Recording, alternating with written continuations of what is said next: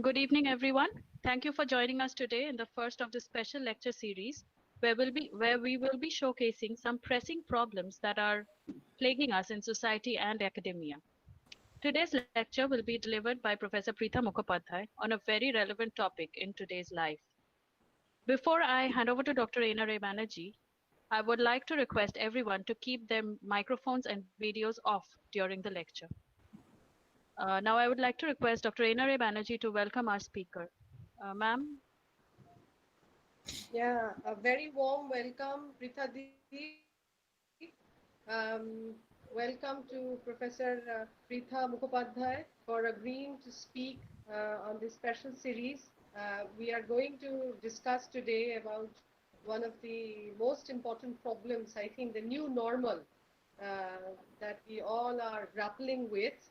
And in biology, slowly the SARS-CoV-2 is revealing itself to attack various centers of our being, including but not limited to the respiratory center of the brain, as well as I think centers of cognition. So a very warm welcome to you, Prithadi, and to everyone else. We are eagerly awaiting your lecture. Shinjini, would you introduce our speaker and let us begin without further ado for Yes. a much awaited lecture. Thank you, Dr. Ena Ray Banerjee, for organizing this program and uh, just inviting me to be to share my views with the learned audiences. And thank you so much. So you just Pleasure is all ours. And we know that you do not need introduction. Many of our viewers today know you and have heard you before, but we have to do the formalities. Shinjini, I'll switch Yes. off my video and audio and we'll brace ourselves for some roller coaster ride with Prithadi's lecture. Yes, ma'am. Uh, Professor Pritha Mukhopadhyay is a professor in the Department of Psychology, University of Calcutta, and the coordinator of the Center with Potential for Excellence in Particular Area, CPEPA, under the UGC and in University of Calcutta. Professor Mukhopadhyay had served as the head of the Department of Psychology twice and also as the first coordinator of MPhil in the Clinical Psychology course in the University of Calcutta from 2006 to 2012. Her area of specialization is cognitive psychology, neuropsychology, and psychophysiology. She has published research papers in national and international journals of repute. She is the recipient of J. William Fulbright Scholarship of USA. Along with her students, she has received S.C. Gupta Best Paper Awards as well as the Professor Durganand Sinha Award for Best Thesis from National Academic Bodies of Psychology. She has delivered invited lectures in several symposia and conferences and also organized a number of national and international seminars. She has guided more than 10 PhD students and also conducted several UGC, AICTE, ICSSR, and DST funded research projects in psychology. So, without further ado, I would like to request Professor Mukhopadhyay to take over and start her talk. Ma'am? thank you, Shinjini, for your nice piece of introduction. So I have 40 minutes time now. Uh, yes, ma'am. Okay. So our topic today is post-COVID situation, and to look at this post-COVID situation from psychosocial perspectives. So it's better to say it is the pre-post-COVID situation because we do not know when the planet will see the post-COVID situation. Uh, so we are passing through this phase of this COVID crisis. And what I do find that after the we get different phone calls from different persons because we are on telecounseling. And I find that after this initial traumatic reactions to the life-threatening virus, when people has to some extent adapted to the situation, when they have learned what will be the protective measures which has been advised to them, and they follow it. They can little bit go out by taking these precautionary measures, but they are in confinement. We are still under lockdown in our country. And particularly when this confinement started for a long duration. So if their interaction, I have just summarized their different patterns of interaction under these three. That is, some said, how it is possible to live like this? Why it has happened? What's going on? So the point is this: as if it has been this COVID situation, there is someone to blame for bringing this COVID situation, as if what the government is doing, as if it could be, it's a hindrance in their life, how it's possible to stay like this. Some of the students, they do say that is, what will happen to the exam? So their apprehension is, if I fail to reach my life goals. So when it is the problem, when it comes with this tone, how it is possible to stay like this, it reveals their anger, some sort of irritability in their voice. When, if I fail to reach my life goal sort of problem, it reveals their anxiety. When some, particularly the students, many research students in particular, they are, staying in different hostels in their institutes, and because of this lockdown, they couldn't come to their hometown.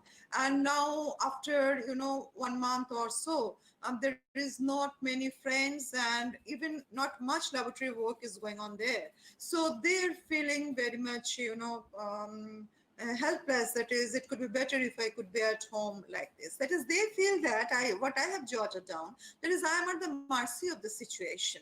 So there is the feeling of helplessness. So now what we did find, that when these people were talking about their own problem, they didn't take the pandemic context into account. From their narration, I didn't find that, okay, this is the scenario across the globe. So many people are affected. So many people are dying. There is no prevention. There is no cure. So what happens, because they do not see their problem in the global pandemic context, it appears that their problem, they maximize their, their problem, and they are affected by this situation as if nobody else is affected by it. So it accentuates their feeling of anger, anxiety, depression, helplessness, and so on. When I'm talking about this thing, and I'm using the term like anger, anxiety, depression, I'm not meaning that it is reaching at the clinical level. Because if I am to address the clinical population, it could be a different platform, not here, not this one. So I'm talking about this thing, who experiences these things and who has the ability to come out of it with proper counseling, or with their proper dialoguing with family members, and development of their own insight. So another point is that, but I find that usually when the client comes, I'm not talking about COVID situation, it's just when the client comes in our department to talk to them, it happens that maybe they're suffering from generalized anxiety disorder, or maybe obsessive compulsive disorder, whatever, or depression. So there is a tendency to have this cognitive bias, that is as if it is my problem, and nobody experienced this problem in the world, and this type of life experience has not occurred in any other's life situation, which is not true. But because they do see it's my problem, nobody will understand it, as if it has not happened in others' life. So they accentuate their problem. So when with the psychoeducation, we do it like this, we tell them, okay, this is a problem, but it happens in many cases, and how we can overcome it. They will also be able to overcome it. So it actually helps them to, particularly in case of OCD cases, so it happens to you also. It happens to others also. So they can assimilate their problem, they can relate them with the problems of others, and it actually helps them to reduce that level of anxiety or any type of dysfunctional emotion. So for that reason, now what I want to say, that if it is in all the three cases, you see that how it is possible to stay like this, how to reach life goal, I am at the mercy. In all the cases, there is a common thing, that is their progress to reach towards the life goal has been impeded. It is their perception. So the point is this: if because of this impediment, they experience this type of negative emotions, then definitely they're comparing it with some other conditions where there was no impediment. So if it is so that they are comparing their life experience of the pre-COVID condition, then, and if impediment is the source of their problem, that means here is the impediment, there was no impediment. So when there was no impediment means that there was some flow in life. That means their grievance is because of the fact that there was the flow in life, and now here is no flow in life. Now my point is this: if it is so, there was flow in life, then why it's not that my anger, anxiety, depression, hopelessness, it has been brought by the COVID virus? These are the terms we are acquainted with and we did experience for a long period of time. So what could be the logic? Is it so that in that flow of life, there is also some impediment? Or is it so that we were experiencing such an uninhibited flow that, be it not COVID, any type of life situation brings some sort of obstruction, temporary obstruction to reach my goal, will be the victim of my negative emotions? So at this juncture, I was trying to remember the cases that come in our department. I'm sharing it, that is suppose in the pre-COVID condition. And it's also true that we do not live alone. So at least there are two younger generations. If I do take myself as a reference, there are two level of younger generations. There are one or two level of older generations. And usually in this type of collective society like India, there is not only the nuclear family, there are many extended families also, where at least three generations live together. So let us say that is what I am thinking, the flow in my life, it may be the impediment in another life. Is it like that?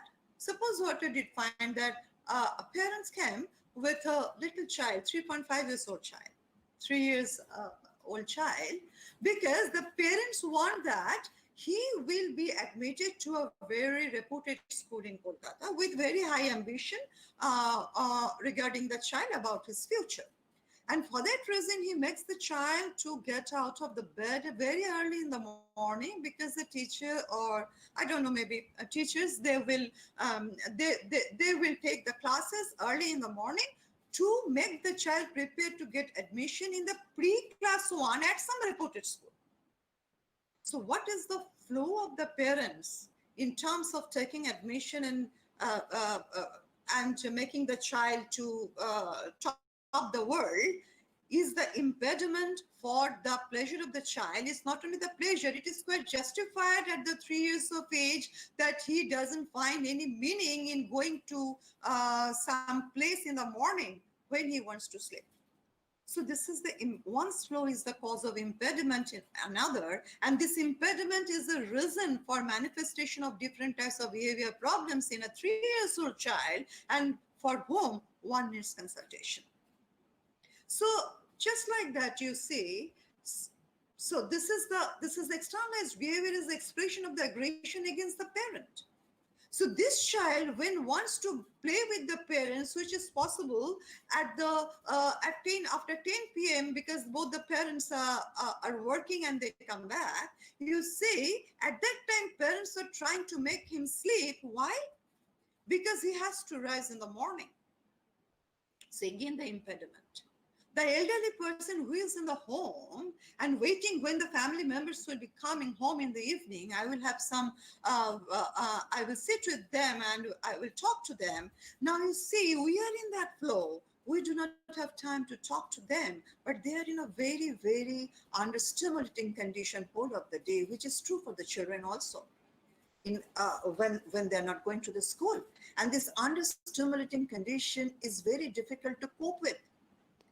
And even when we, being the parent, the mother, the teacher, the mentor, the researcher, you see when first shift of job in the morning, second shift in the workplace, third shift in the maybe in the evening when coming back, our you see our this involvement, work involvement is also perceived as very, very much taken for granted, which we do not like. So you see that this type of impediment was also there in the pre-COVID condition. And it is also true that some of the persons are used to with some uninhibited flow of life without considering the maybe at the cost of others emotional feeling, at the cost of the others others requirement for their participation in family or in workplace. So either it is the uninhibited flow or it is the impediment. It was also there in the pre-COVID condition. That is the reason there was also anger, anxiety, and depression.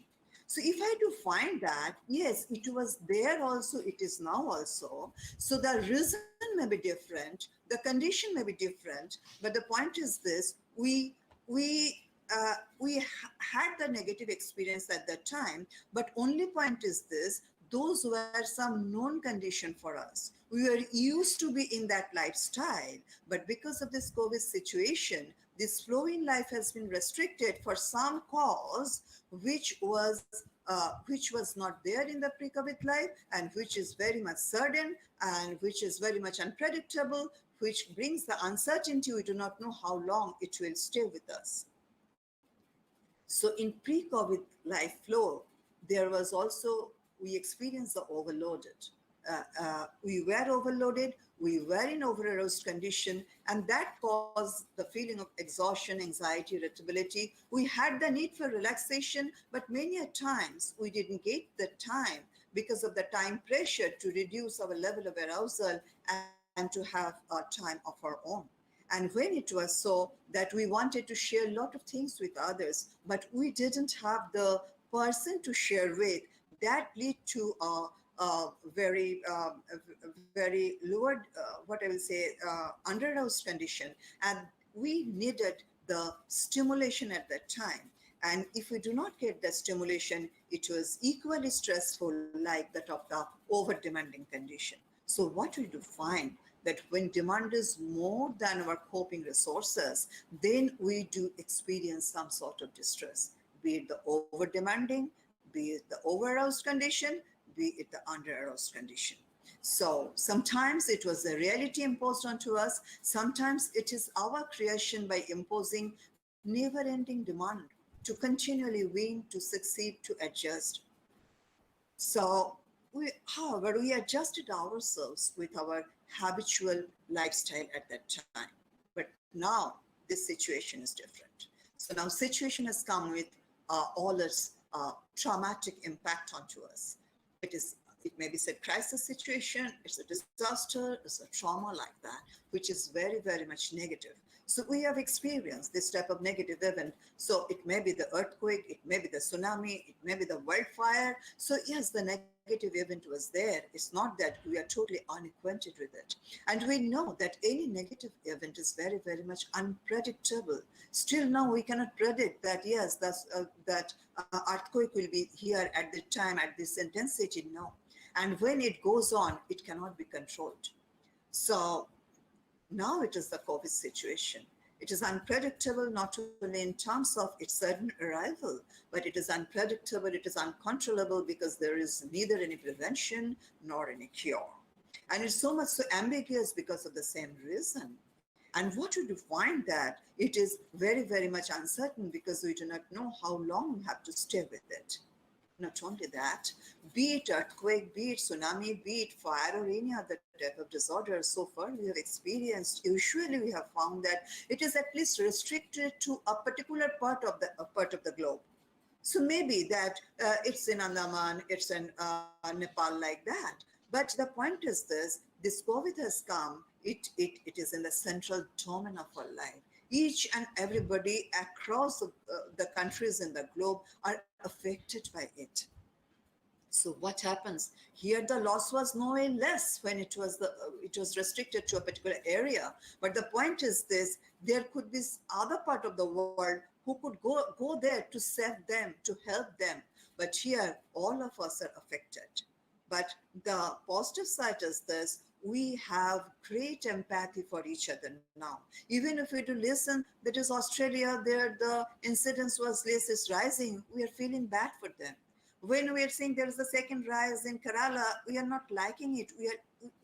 We are experiencing the same discomfort, that same pain, because all of us are sharing the same problem in the same boat. So the point is this uncontrollability, unpredictability, it's quite natural that it has created the helplessness, this very realistic helplessness. And our first question was how we can survive. It is still the question. It is a physical matter of physical survival. However, now when we are getting some cue, that is this type of precautionary measures we can take, which can save us from our from this COVID infectivity. But the point is this: now we, those who have a home, who can confine to the home, who can survive without losing the job, we at least have this faith that, okay, physically we are more or less okay if we do follow the present situation norm. Now we have started the searching for some meaningful existence, because our existence is not only physical existence. If physical existence is not there, nothing is there, true. But when the physical existence has been guaranteed to with some degree, then we are thinking of what's about our psychological existence? What about our social existence? What about our, our achievement? What about our reaching the goal which we have set for ourselves? But at the same time, though we were thinking in that line, but at the same time, it is also the learning phase for us. So because this is a pandemic, because it is affecting any person across the globe, the rich and poor, the PM and the have-nots, the point is this, that is, anything may happen in life at any time. This is our learning. So it is not only to read our book of the physics, chemistry, biology, mathematics, or history, geography. So it's not that it's not required. It's not that it has no significance. It's not that we will not pursue a career. But at the same time, it is true. We have to remain very, very connected to our life. We have to be very alert about our life situation. That is, in spite of this advancement in science, we cannot help right at this moment how to control this virus which is affecting the people across the globe. This is no more their problem like in earthquake or like in tsunami. This is our problem in the central domain of our life. It has reached our home. So this is our learning, that we have to remain very alert. We have to increase our awareness. We have to remain connected to our life. No more bindas lifestyle we can spend. So the point is this: if you just think of in pre-COVID condition, so the young generation mainly, they used to take headphone to be when they're in the traveling, and each and every year I found this incidence of the accident due to this listening to songs or whatever through the headphone is the cause of the accidental death. So that means we have been used to such a carefree, such a frictionless lifestyle that perhaps it should not happen with COVID virus attack, but something was required to refrain ourselves from this type of bindas lifestyle and to stop and think about the life as such. That is, at least to restrict my behavior, I will not take this headphone while I am traveling. This restriction we could impose onto ourselves. So this is the point. I'm not saying it should come with the COVID, but somehow it has made this a situation when we should stop and think, and we should look into our life. So major problem that I find in the young, in the old, and everybody now is the confinement. Confinement means I can move freely, true. But confinement in this situation is not punishment for us. Why we are confined? To stay safe. Why we are confined? That if we go out, for not so important thing, then there is a chance that maybe I am a symptomatic person. There is every possibility that I will affect others.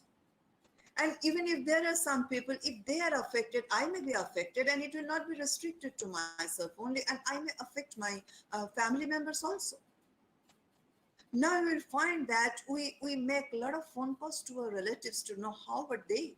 Very much concerned when you just say something what is happening from New York to Australia. So this is maybe the physical confinement, but you see, this is the face for our psychological expansion. So now you are connected when I am in the family.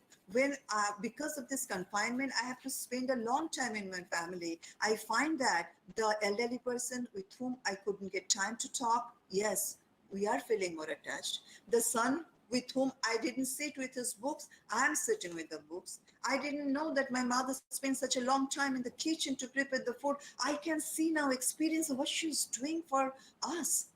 So the point is this, we are feeling more connected, we can empathize more, which has been possible because of this confinement. And in the confinement, we also getting the time to rethink, to redesign our life. So shifting of confinement doesn't mean that confinement means that we do not have any freedom. In pre-COVID condition, also you are confined. You are confined to your needs, to the role which I have prescribed for myself, to the job which is very self-oriented thing, to how I can do my job and how I can get the promotion in my own way, maybe at the cost of others sometimes, but we didn't have the time to look into it. We were very much restricted to my achievement also. You just think of this, we claim ourselves as intellectually superior, most superior being in this planet. But my achievement orientation is so much so, my urge for technological development is so much so that it is not restricted to intellectual development only. Each and every day there is a new model for the car, there is a new model for the mobile, there is a new model for XYZ, and we are making our planet as a junk plus. There is every right we can satisfy my intellectual, acumen. I can get satisfaction. I can communicate to the scientific world. I can communicate to the members of the society. But it is not restricted there. In spite of that fact that I'm making the world polluted, in spite of the fact I'm making the world a junk place, I cannot restrict it to my intellectual achievement only, but I am applying it for my business purpose, for getting money at the cost of the planet's, the atmosphere of the planet. It, our pleasure, our cravings that my child will achieve at that part, it has reached at the level of cravings. And we accept it when they're depressed, they're committing suicide, and we do not make ourselves responsible for that. We do not know that I'm not looking what is the ability of the child, what is the age of the child, what is the flow of the child. We try to take them in the same flow which has been prescribed by so-called competitive society. So no, this is the time. I'm saying it should not come through any COVID crisis, but somehow we are confined, and we discovered that yes, we can live without going to mall. We can live at the weekend without going to restaurant. We can live, we can discover very many means even to reach our life goals. Suppose in case of the classes, yes, we have already made it possible to do the online classes. So it is now possible by taking precautions, we can go to our laboratory. So you see, we can do a lot of things and inspire, and also we can spend a lot of time, and we are becoming happy that, okay, we are happy with the food. We are happy by interacting with my children. I'm happy interacting with my mother for a longer period. I'm happy when I am rising in the morning a little bit late. I'm happy with some sort of slow pace in life, but doing my job. And I should have to develop some sort of tolerance that, yes, I cannot maintain the same pace the way I used to maintain it in the pre-COVID condition. It's true, but still what I am getting may be small, but it's very precious. So I'm confined to feel connected to the needs of others. I'm confined in home maybe, but it is my learning that I should not have any cognitive bias that yes, when I had the freedom to go out, my outwardness was not confinement, but my inwardness is the confinement. I have to come out of this feeling because in post-COVID condition, we can redesign our life. That is how long I will spend there outside with my job and how long I will spend with my family in order to develop a trusting bondage with my family members. Only the vertical growth for achievement is the growth. But the growth with the relationship is not the growth.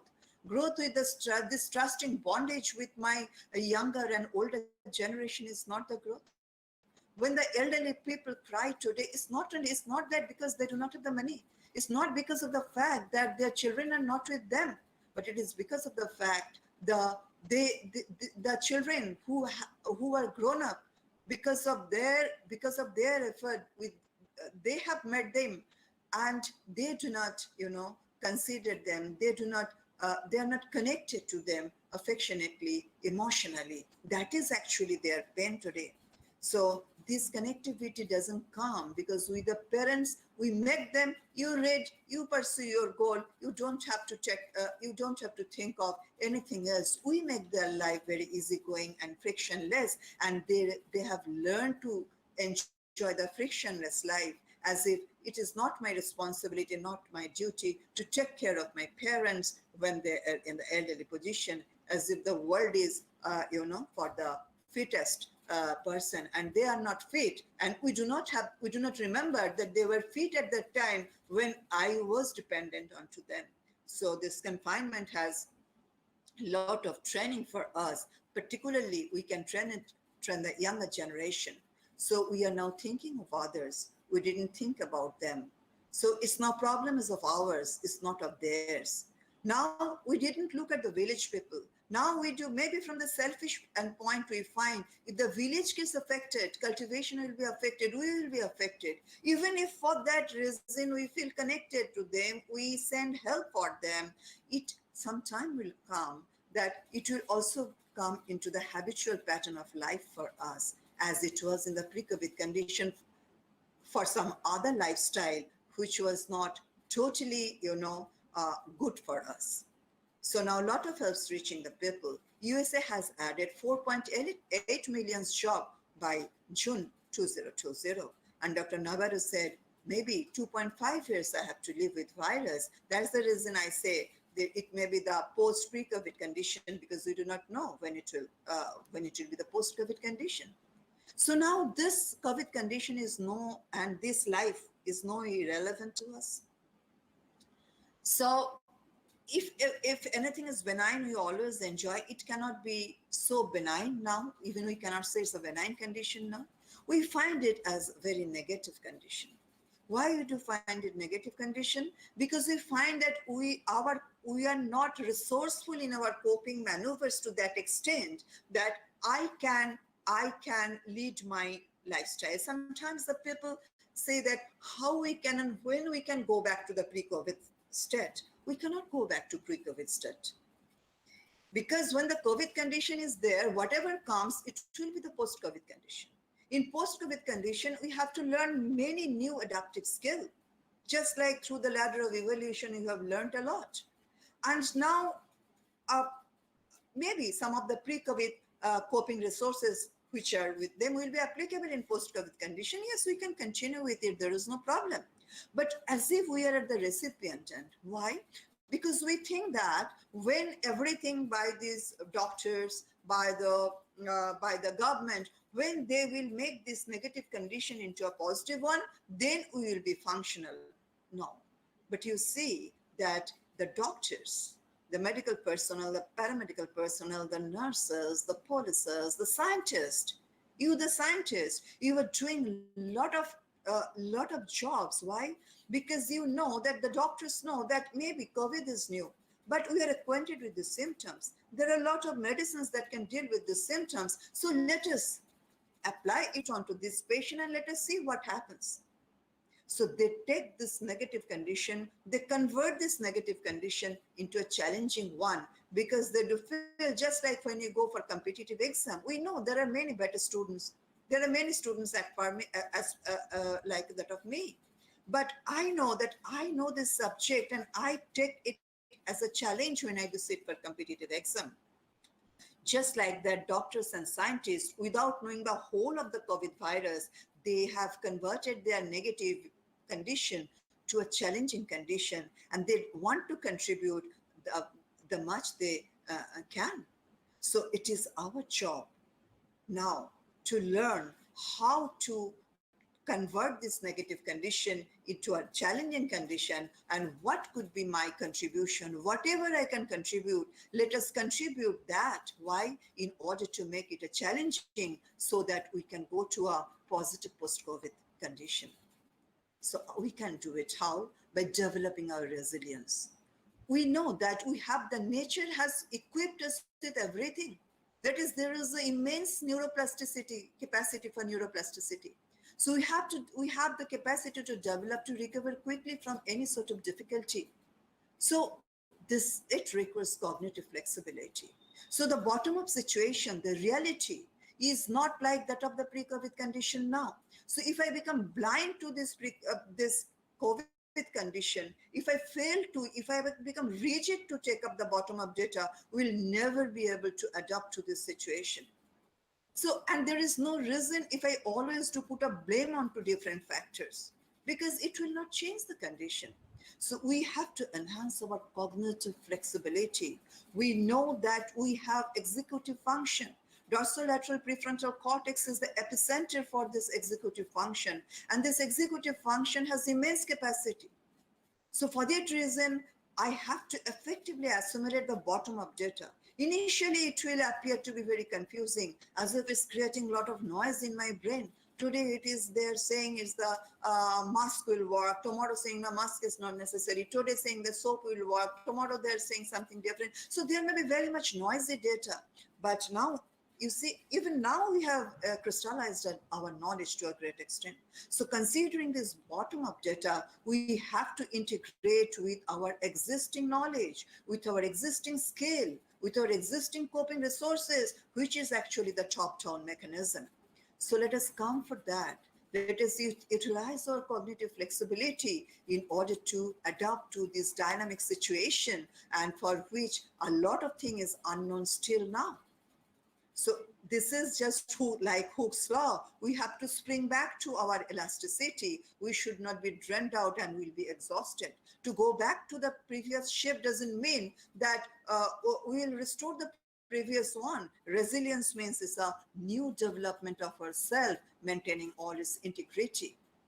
It doesn't necessarily require very high IQ.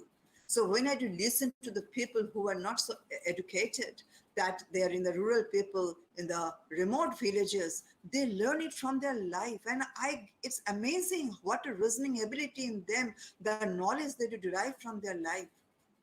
So now this is the time for us too. Everything was given to us, and we didn't had any pain to adjust to this in the in earlier situation. So it has almost it has been automatized. This is the morning, I will get up, then I do this, then this, then this, just like brushing the teeth, then go for breakfast, then go to the college. So it was automatized. There was no requirement for application of the conscious and deliberate, the maneuvers like the executive function. And many of us are reluctant to recruit this executive function in order to deal with this new situation. But whenever there is any new situation, there is no other alternative. I have to put some effort. I cannot expect that my previous response style will work here also. But why we're reluctant? Because it requires attention. It requires more wide spectrum attention. It requires much more effort. And when DLPFC works, it works with this reasoning ability. So if I succumb to the negative emotions, if my working memory place is occupied with unproductive negative emotions, then executive function cannot operate efficiently. So it's very much required. Let us sit.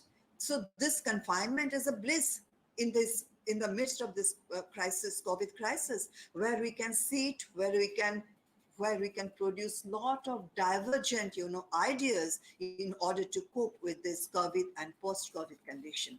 So because we have to set new goal, it requires planning, it requires willful initiation of activities. Let us start dialogue with my son, with my daughter, with my teacher, with my grandpa, with my grandma. That is what to do next, instead of succumbing to it, instead of grumbling that is what was the life and what is becoming the life now, because it is unproductive. Why I will spend my time with this unproductive thing?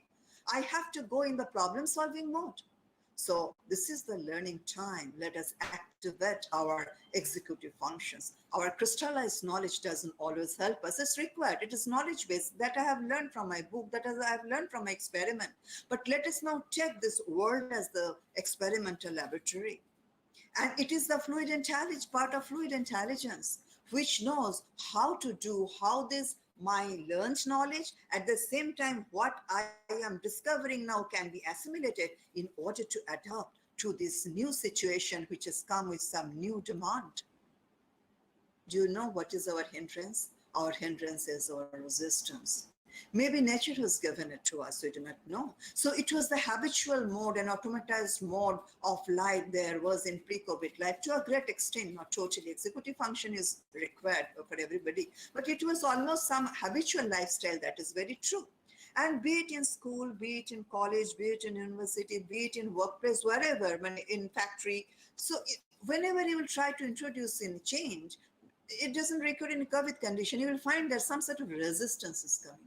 So this resistance coming is because always we are afraid of something unknown. So because we are afraid of unknown, so we do not want to invite change. Okay, it's fine.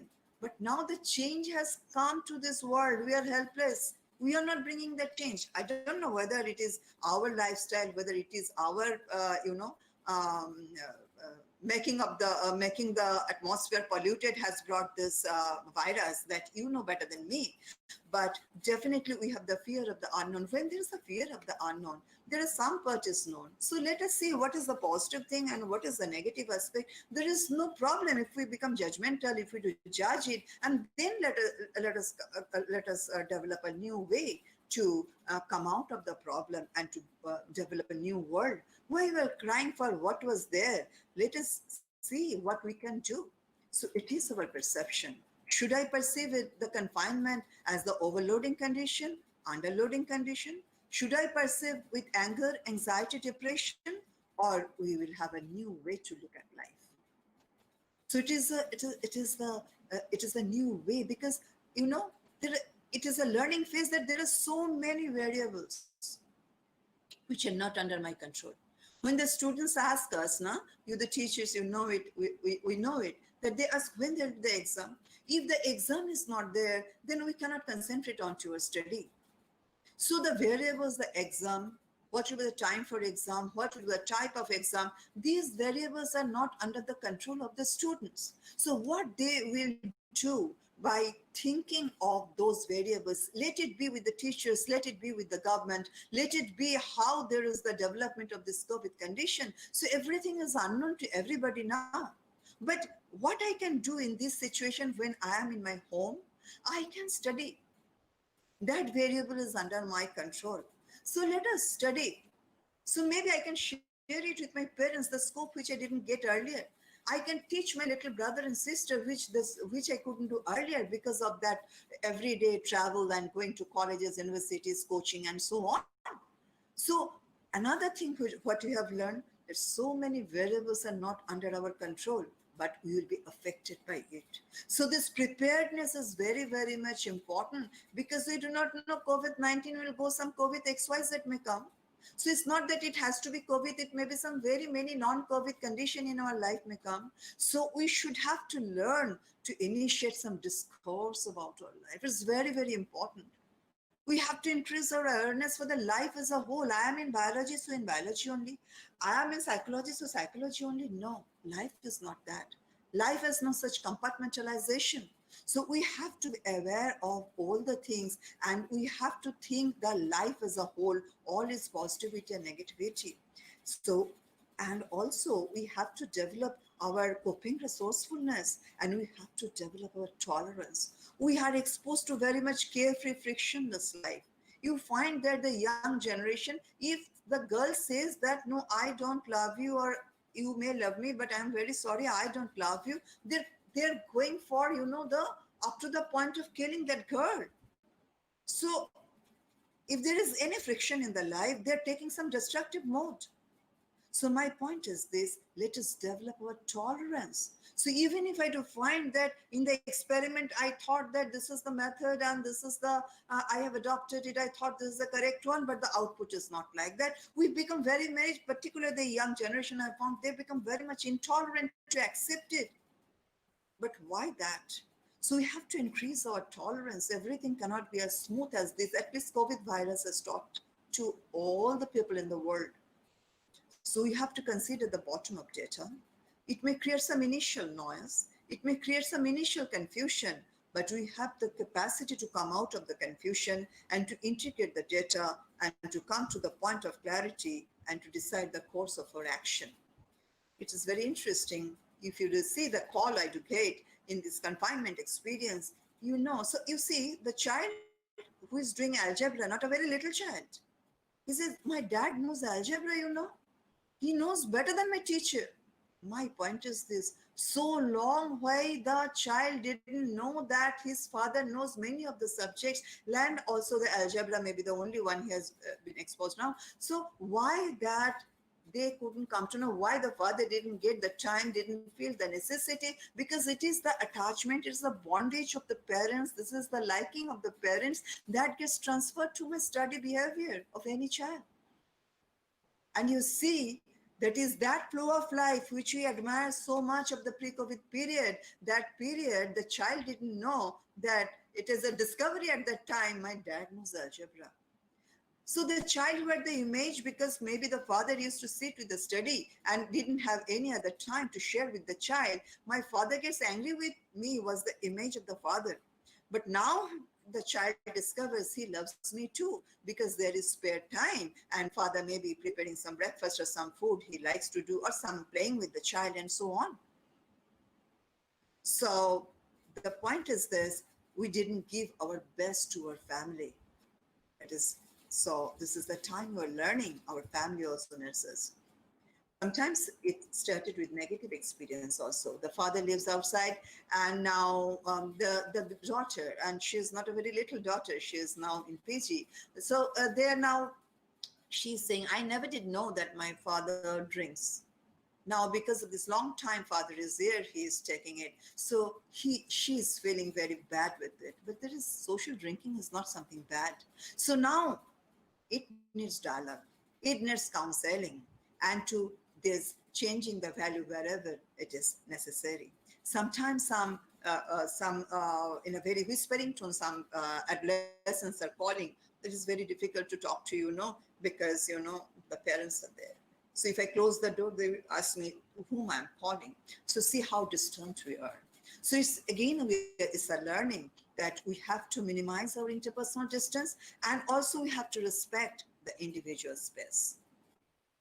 So these are very important experiences we are passing through, and we can, again, I'm saying, redesign our life. It is not only the flow, we have to stop and think. So in the crisis, we can say you don't plan ahead, or we can say, please, if you plan ahead and if it doesn't work, don't get frustrated. Because you can drive a car in a high speed only when you are sure that brake is under your control. So it is our learning now that we should know how to take the brake in our hand. It's very important. It will reduce the incidence of suicide to a great extent if one knows that, yes, it is possible that I will not reach the level what I did anticipate, because this is life. All the variables are not in my hand. There are a lot of variables there which is not under my control. So now we do frequent call to our relatives, again, maybe from self. Underlying selfish point may be there. We are very much concerned for them, definitely. But also, if I do help them, I will also get some help if I do need during this period, or even after this period. My point is this: it's very important to provide social support, not because of this COVID condition, which we didn't need earlier. It was very, very much requirement to develop a social support system. Now the need is more, need is before our eyes. So for that reason, we are thinking that of calling others, and we love to get some call from others because we love to see that other people are concerned with us, which was lost totally because of our self-imposed goals in the pre-COVID condition. Because developing social support system is the learning, and this social support doesn't mean that always I have to give some money to them. Social support system doesn't mean that I have to go there and I will at all be in the position to help them. So the lady who used to work in my home, she lives, she has to come by train, she cannot come. She calls me, I call her. Neither she helps me nor I can help them. But this very calling, that is, how are you? It creates a lot of difference because it gives the message you are loved, you are cared for, you are respected, don't worry. You come back and I am here for you. So you are valued, you are esteemed. So even we can develop in our locality social support system with few phone numbers, with with connection with some ambulance, with connection with some hospitals, that if someone is in crisis, then we all of us there together. It enhances our feeling of psychological well-being. It reduces our physical strain. It reduces our psychological pressure. Suppose the elderly persons are there, and if there is this network support in locality, how comfortable they are. So this is the time we are getting the freedom for divergent production. A lot of alternative we can produce for the better world. Even now, you see, the officers learn not to bring all the persons every day. Where the work from home, they have said, no, it's not required. You don't have to come. You do the work with full efficiency. The work is being done. So there is a less space, less traffic, less jam, less crowding, less pollution. And there's a new bonding in home. My point is this: did it require the COVID condition to happen to decide this? Because it could deal with lot of problem. The problem could be much less if the work from home could be assigned earlier also. Now it is time for the university, for the institute, yes, to provide us with secure internet platform for students. Yes, it will happen. So there's today some students who are telling me that we are missing our friends, we are missing our teachers. The point is this: maybe by in person I cannot go because there's it's between the life and my social need, my attachment need. So that is survival, physical survival, because it is more important. But the point is this: we have to adapt ourselves to have this relationship to the virtual mode. If any discipline can go for virtual laboratory, you have to develop that. Virtual library has been developed in many institutes. So designing laboratory, classroom planning, and so on. And what I do say, really, webinar is required only in this COVID situation. There is no problem beforehand. And for that, for which we could arrange this type of programs for the benefit of the students, for the researchers, for ourselves. So you see, different types of divergent production has been started, and we can develop it, we can contribute it, making this negative situation to a challenging one. So let us come out of our novelty-seeking behavior, stimulus-seeking behavior, with a tendency to pauses, anything, new model, calming type of thing. We can be outwardness, I'm not saying is bad, but now we are learning how to control myself also. So whenever you have the brake, you can speed up. But if you know speed up without braking, you are helpless. There will be a lot of possibility of a lot of accidents. So we should have some justified ethical use of science and knowledge. Still there is the war. Still there is the, new technological product making is a junk world. So we have to reduce our cravings, and we have to, it's very much important. We have to reduce, need is okay. Goal-directed behavior is okay, but it's very important that is to reduce it, to take it at the point of cravings or at the point of the financial greed, at the cost of the planet, at the cost of the others. There are a lot of questions of conflict, but we have to come out of this conflict. Back to pre-COVID lifestyle versus develop new life skill. It's your judgment. You think of it. Teaching learning situation, online or offline? Open book system or traditional system? Teaching should be performance oriented or learning oriented. So we should maintain our awareness, alertness, or we will maintain relaxed habitual mode. Work from home versus going to office. So we will wait for the prevention remedial medication or some other measures that will take for make our life much more functional even within this crisis period, because that will be the effective utilization of our technological development. Nuclear weapon is not the answer. It's not that type of aggression across the nation is there, and we are thinking we are intellectually okay, superior person in spite of that level of aggression. So it's very important to develop the dialogue between us, amongst us in the society, how we can reach a better world in the post-COVID condition. So it's the matter of searching. Something we have to accept. Suppose if there is mountain, if you think that you will remove the mountain, you cannot do it. Some of the situation you have to accept, and COVID is like that of one. And so searching should be there, but there is no reason that we will succumb to it. So if the dialogue is I can't, world is unfair, I am loser, always bad luck, it will lead to this type of, depression, aggression, anxiety, disappointment. But we can change our dialogue. This situation is maybe part of life. We have taken care of many bad things earlier. So we will do something so that we can make this adversity, we can turn this adversity to a favorable one. So it is our question. Yes, situation was alarming initially, but now we, the psychobiological organism, we have dealt with this situation. So in order to adapt to this changing situation, it's a time of intense difficulty. You have to accept it, but we have helped ourselves to adapt to it. Should we adapt to it or go into this emotional distress? We will go for this we will go up to the exhaustion point. Decision is ours. So we have to shift from this unpleasant, this anxiety, boredom dimension to maybe pleasant to relaxation, this cheerful, joyous to relaxation dimension, because this is the point of, our sense of well-being. So our goal should be, we should not come up, we should maintain this state of well-being. So maybe I may have to go through different pathways, but yes, we have achieved some sort of environmental mastery by this time. At least to take that mask and to take the gloves to wash the vegetables. Yes, this is the environmental mastery.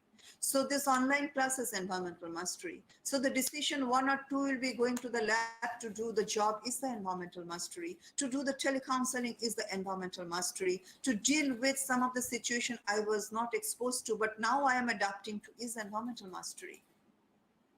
So, and we have to develop our tolerance and some sort of response inhibition. No, disinhibition is not the rule of the life. Be it COVID, non-COVID, pre-COVID, post-COVID, we should have the rein in our hand to control not others, but myself. It's very important, and COVID is the situation which has given me the scope to cultivate it again. And it is not only the vertical growth, but this positive relationship with others is also very much important, and that will lead to, and that is also the purpose in our life.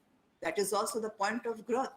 So in doing this type of cognitive and behavioral changes, where actually we are touching this frontostriatal connectivity. It has learned in a particular way so long. Now this frontostriatal connectivity, we have to bring some change in this connectivity. Why? By using the same loop, but in a different way. And say, this is the associative cognitive, or you can say the executive loop. So you see, this is the dorsolateral prefrontal cortex, this OFC. OFC helps us what? Encoding contingencies in a flexible manner. It is associated with all the exteroceptive input, and it doesn't allow all the emotions to come to the level of consciousness and to act upon it. No, it can just the stimulus outcome association. It can predict, that is, whether it will lead to a long-term benefit or it will not lead to, and that's the reason we do not go for, as I said, if there is a mobile, I will not take up the mobile, even if it is not mine, because there is no one, okay, it will be mine. It's not that. Because it has WebC doesn't allow me to do it. It is the coded nucleus which helps me to utilize the feedback. Where from this bottom-up feedback coming from COVID situation, the COVID reality, and utilize that feedback and you assimilate it with the top-down processing, and then you take the decision. And this coded nucleus, along with GLPFC being the epicenter and with other non-frontal region, help in inhibitory control of our thoughts and actions. And all these are related, to this conflict monitoring area of the anterior cingulate cortex. And all these are related. It's not that out of displeasure I will be doing it. We cannot move much with the sense of displeasure. It's always, it's always our motivation is a positive motivation. When I talk about the executive function, the first state of, or the first area of executive function is volition, that is our willfulness. It is to translate our will into our action. So yes, so in a different way, so if we lose that willfulness, we'll not be able to utilize this associative cognitive loop and connect it to the motor loop for the execution of the performance if I am not driven by my positive limbic desires. But limbic desire is to be modified. How? With the help of the reality, with the help of our sense of morality, and here orbitofrontal cortex helps us, is just act like this. It doesn't allow all the emotions to come up. It allows the emotions to come up, which help me to adjust to the situation. Then along with the DLPFC, it helped me to decide my life goal and to pursue it. So this frontostriatal connectivity is very important, and some sort of redesigning in the input-output matter is required now. So if we suffer from anxiety, my question is it productive? If it's depression, is it productive? If it is panic attack, is it productive? If it is aggression, is it productive? No. So we have to come with some productive outcome, that is by making the situation from negative to challenging, from flexible adaptive capacity through resilience to reduce the resistance, somehow accept the reality, and you change the reality by exercising your executive control mechanism and develop the social support system. We are together in this planet is very much required. And shifting from performance to learning orientation, it will be required in post-COVID situation, I believe. And if it happens, it will be the real learning. It will be the real research situation. If I am not so much so performance oriented in terms of examination oriented, marks oriented, and but to the learning oriented. So it's a searching for a new way, adapting to a new lifestyle, and to succumb can never be any option in our life. Thank you. Thank you, ma'am, for this very enlightening and pertinent lecture. Now, due to some time constraint, I'm going to ask just a few questions. Ma'am, would you like to stop the screen sharing now so we can have your video on? Sure. Yes.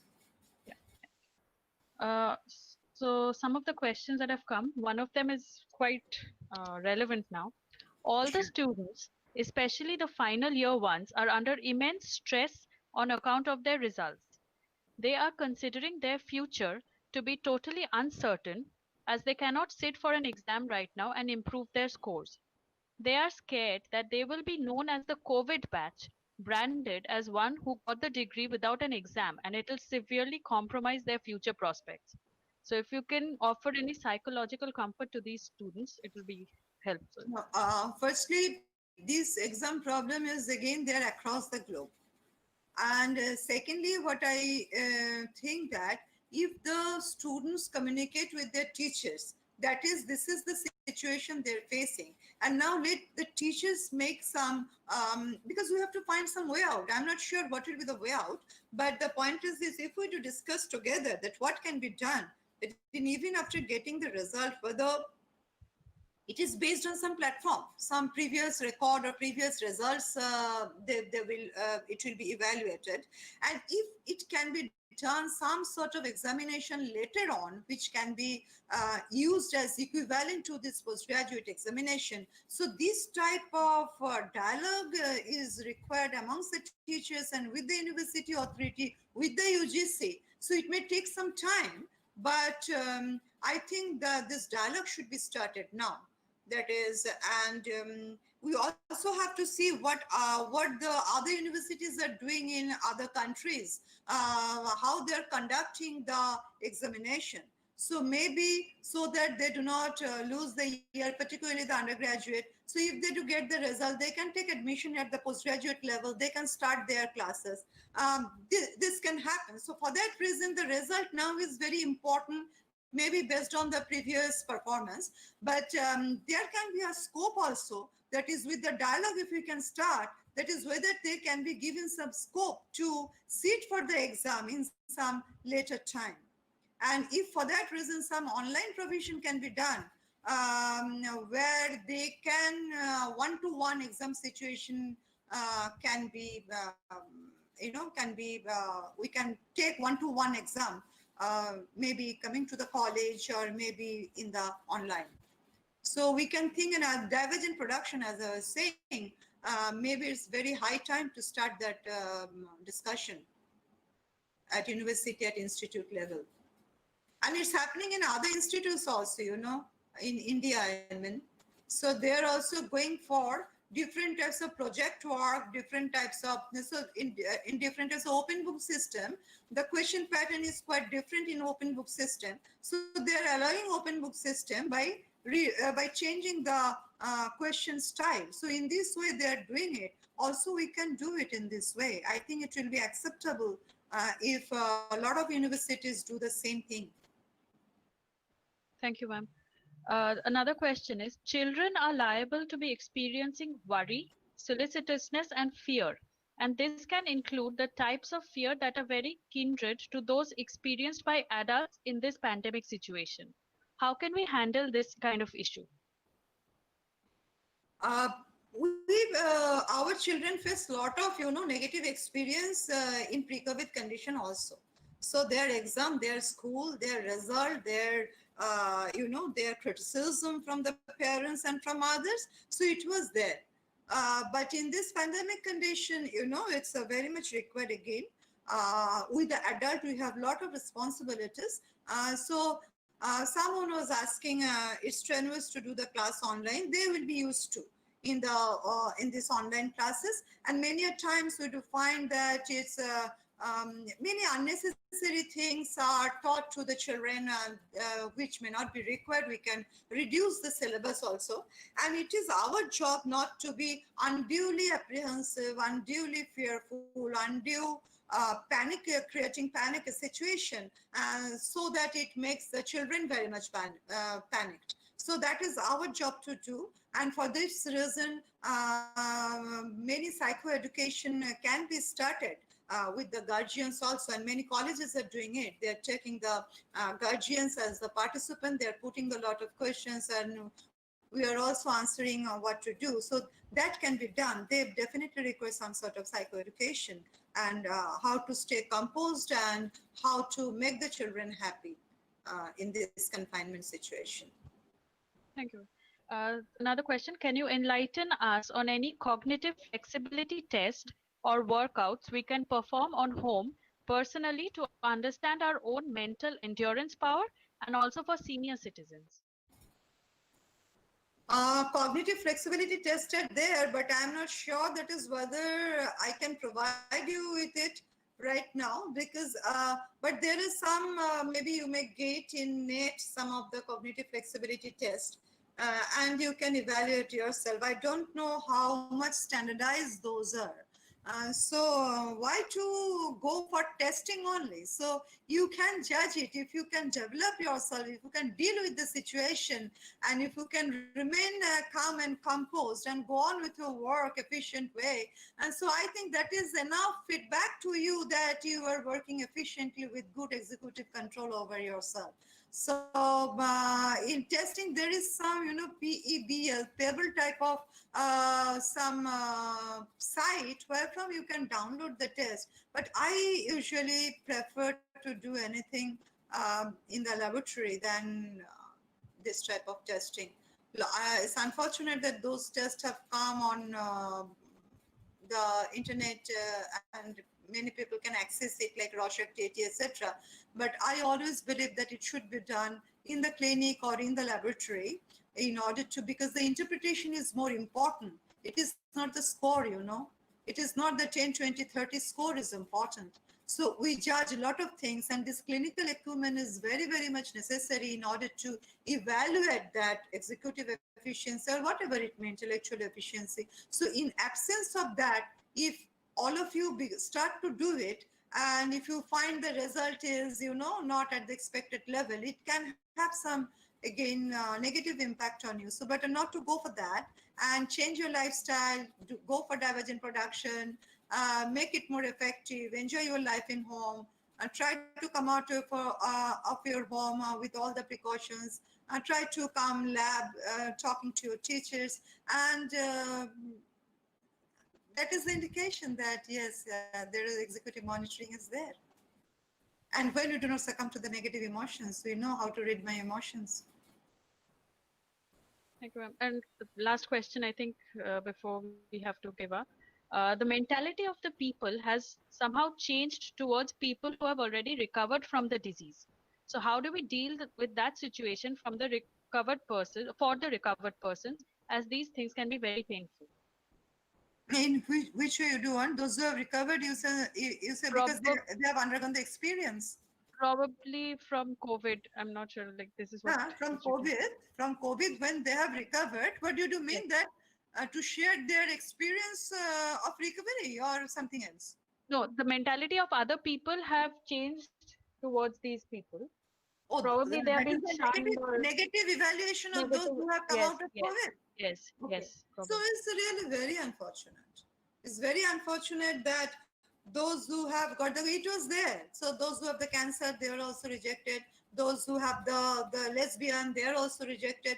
So this initial type of resistance is always there in the society. So it will take time to recover. But the point is this, for that reason, no COVID patient will think that, I am rejected. Their self-esteem should not be lowered. So it's very much required that educate the people of the society. I don't know how they will be educated. And it is because of the lack of knowledge. It is because of the resistance, because they do think that it's something disease, I don't know, not acceptable disease, but it's not so. So for that reason, what I should say, those who have been affected and have recovered, so they will not be, they will not lose their self-esteem. They will not under-evaluate them. They will not see the even negatively, whatever the people say. And if there is any possibility that your next door neighbor is like this, in the locality is like this, is the function of the government to always to say that there is no point of rejection. So how the question comes of acceptance? So, so they are recovering from any other disease, and this is COVID is one viral disease. There are a lot of viral diseases we undergo. So, if we want to change this, any change in society doesn't occur in a in one day, in one fine morning. It will take some time. But it doesn't mean if I'm affected by COVID and people say you are like this, I will be that. No, I will not be that the way people want to shape me. Yes. Ma'am, last question. One person has written, I know that many of our PhD, I want to know that many of our PhD students, PIs, are expecting us to somehow be productive when we are not working in the lab. Many students may not have access to internet or facilities while they are away. So what do we do then? They do not have the internet facility. So what they could do with internet?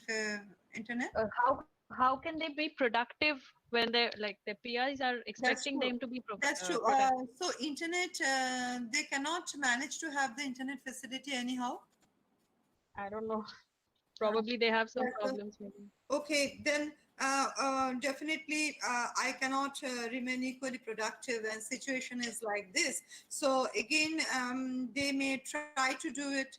And if they do get that maybe 2 or 3 kilometers, so within 2 or 3 kilometers, there is some place, some cyber cafe like that, where there is a facility, whether they can avail it or they can contact the, local panchayat or corporation, I don't know. So where it can be arranged. So we have to put some effort to do it. There is no reason someone will come and help me. Sometimes what we have perceived that they do not have even money to recharge their phone or like that. In that case, we have helped them. That's much we have done. But because of Amphan, we find that connectivity has been lost. So many local colleges are trying to put that connectivity and doing a lot for them. And government level, perhaps they are also trying. And let us think, don't take it as the loss of time. We are unproductive like this. Whatever you have with you, please try to work with it and let us increase our tolerance. We can make it up later on. And if it happens that some books, some literature, something is made available by other friends, and they can send it through mail, and they just once in a week they can come up somewhere and they can access to the mail and get those material, it also can help them. So according to their life situation, they have to think over it.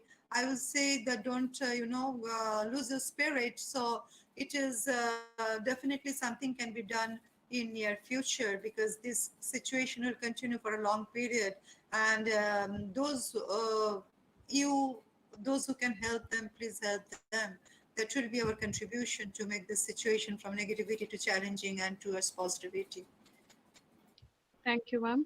I think we should come to an end to the session today. Thank I you so would much. like Professor Inaray Banerjee to say a few words to end the session. Oh, it was such an excellent lecture. Thank you so much, Prithadi. I have become personally enriched, and at last we hear so much positivity in what you said, so much wisdom in what you say, and fingers crossed. Like you said, it wasn't great before COVID, and COVID is just another, pother kata. So we have to turn the crisis into an opportunity. I sincerely hope that our university, which has been dragging its feet over a lot of online things, that could be streamlined. So hopefully COVID will make a lot of those things expedited. So taking home from your wonderful, wonderful lecture Thank you so much. Thank you. is so much positivity. Thank you so much for taking the time Thank to you so invite much. us. Thank you so much. And I will also call you tomorrow, maybe. Yes, that we have to work on. Yes, yes. Thank you so much. Thank you. Thank you, everybody. Thank you, ma'am. Good night. Shaunak, would you like to take over to give the information for tomorrow's lecture? Yeah, sure. Thank you, Dr. Mukhopadhyay, for taking the time to Thank you so much. speak It's my pleasure. in this special lecture series that we have started from today, and on a very relevant topic during these times.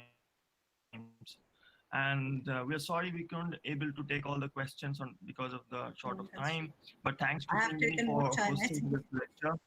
hosting the lecture, and everyone for joining the talk. I'm delighted to say we are hosting the Progress and Prospects in Biology webinar for nearly a month now, and received huge interest from you all, and for receiving all the positive feedbacks. As always, if you have any suggestions, please feel free to email us. And we are having our weekly webinar series again tomorrow at 7 p.m. with Dr. Deepa Agashe joining us from the National Center for Biological Sciences at Bangalore. Those who have not yet registered, please follow the links on our YouTube channel and Facebook page to register and subscribe to our future webinars. Till then, thank you everyone once again for joining today's webinar, and we'll see you all tomorrow. Bye-bye. Bye.